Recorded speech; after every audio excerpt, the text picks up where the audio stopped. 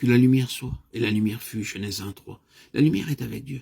Dans les Écritures, il est beaucoup fait mention de cela dans le royaume naturel.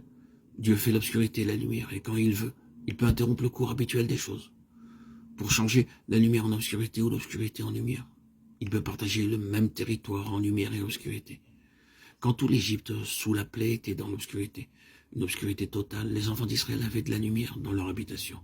Juste dans la même terre, lumière et obscurité existaient simultanément par une intervention de l'extérieur, divine.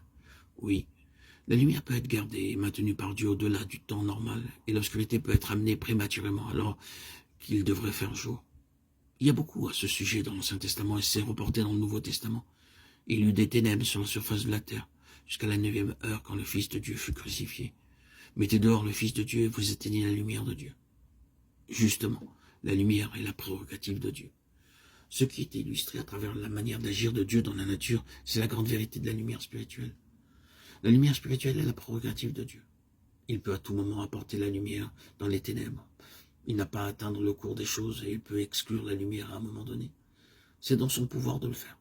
Changer les ténèbres en lumière est un miracle dans le monde spirituel. Et c'est une intervention d'extérieur.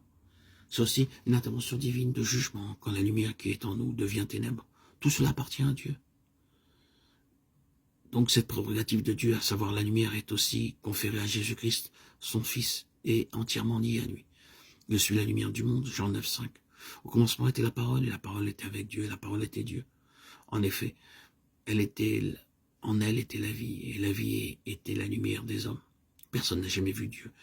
Dieu le Fils unique est dans le sein du Père, et celui qui l'a fait connaître. Jean 1:14-18. Il l'a révélé. C'est la gloire de Christ de pouvoir à tout moment faire éruption dans notre obscurité. Et n'est-ce pas cela précisément qui a apporté sa gloire dans nos cœurs, et qui a fait jaillir la gloire de nos cœurs pour lui? Quand par ce toucher béni de son doigt, l'Esprit de Dieu, nous avons été capables de dire soudainement, je vois, je ne l'ai jamais vu comme cela. Quel est alors le désir spontané de nos cœurs? C'est de l'adorer.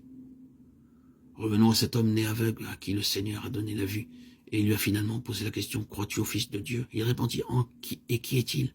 Seigneur, afin que je croie en lui. Tu l'as vu, lui dit Jésus, et celui qui te parle, c'est lui. Et il dit, je crois, Seigneur. Et il l'adora. Jean 9:35-38.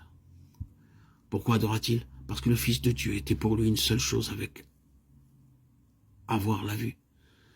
Les deux choses allaient ensemble. Avoir la vue était lié à celui qui, lui ayant donné la vue, ne pouvait être autre que le Fils de Dieu.